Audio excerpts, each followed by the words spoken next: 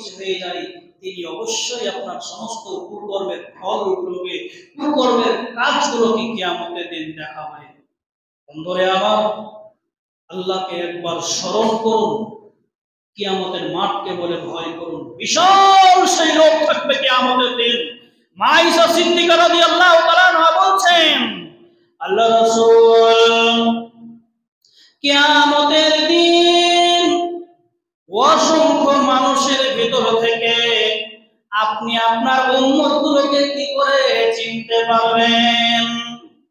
কিয়ামতের দিন অসংখ্য কোটি কোটি মিলিয়ন মিলিয়ন মানুষ, এই মানুষের মধ্য থেকে আপনি আপনার উম্মতগুলোকে কেমন করে চিহ্নিত করে জান্নাতে নিয়ে যাবেন?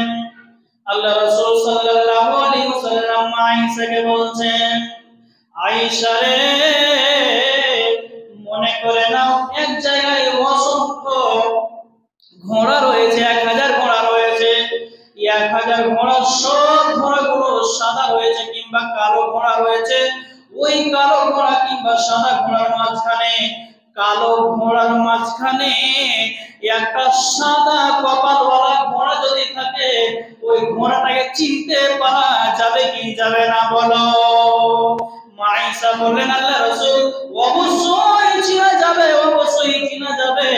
রাসূল সাল্লাল্লাহু আলাইহি ওয়াসাল্লাম বললেন, আয়েশা রে, শুনে নাও, সেই দিন কিয়ামতের দিন আমার উম্মতগুলোকে এভাবে চিনে নিব, যারা নামাজ পড়েছিল, যারা ওযু করেছিল, যারা নামাজ পড়েছিল, যারা ওযু করেছিল, এদের সম্পূর্ণ শরীরগুলো চমকাবে, চমকাবে। অসংখ্য মানুষের মধ্য থেকে চিনতে পেরে নেব, এই আমার উম্মত সিজদা করেছে, এটা আমার উম্মত নামাজ পড়েছে, ওইটা আমার উম্মত আল্লাহকে ডেকেছে, আল্লাহকে স্মরণ করেছে। সেই দিন আমি আমার উম্মতগুলোকে এভাবেই চিহ্নিত করে নেব, সেদিন আমার উম্মতগুলোকে এভাবেই চিনে নেব।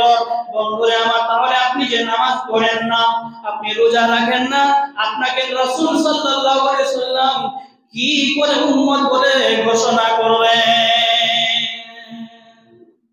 চিনতে পারবে? নামাজ পড়ুন, আল্লাহকে স্মরণ করুন।